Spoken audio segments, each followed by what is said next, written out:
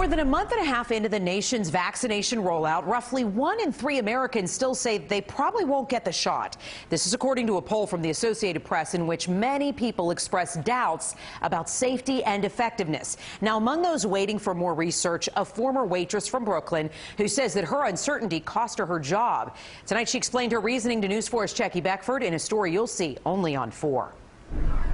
Now, to be clear, Bonnie Jacobson says she is not an anti-vaxxer. She believes in the vaccine, but that she's trying to have a child. It's been delayed for a year now because of the pandemic, and she's worried that getting the vaccine could delay her hopes of having children even longer. We were planning on starting to try to have children in August. But when she got laid off, those plans were put on hold. So when her current employer, Red Hook Tavern, asked her a week ago if she planned to get the vaccine now extended to restaurant workers. I do have my reservations about it.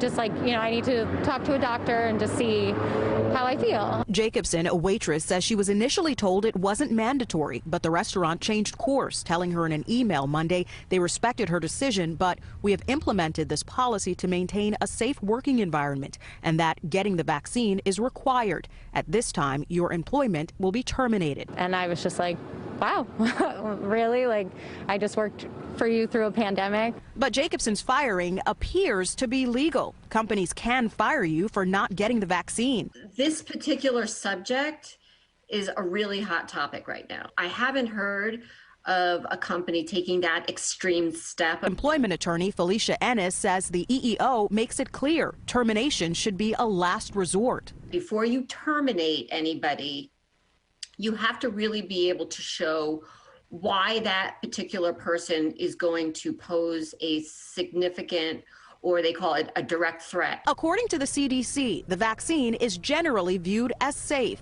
but the agency says getting vaccinated is a personal choice for people who are pregnant, and that the actual risks of mRNA vaccines to the pregnant person and her fetus are unknown because these vaccines have not been studied in pregnant women. It's already been postponed. I would hate for something to happen and we get the vaccine and then have to hold off a few more years. We reached out to Red Hook Tavern. The owner, recovering from surgery, told us he had nothing to say tonight, but would be happy to speak with us Wednesday. I'm not out for a big lawsuit. I'm not out for money.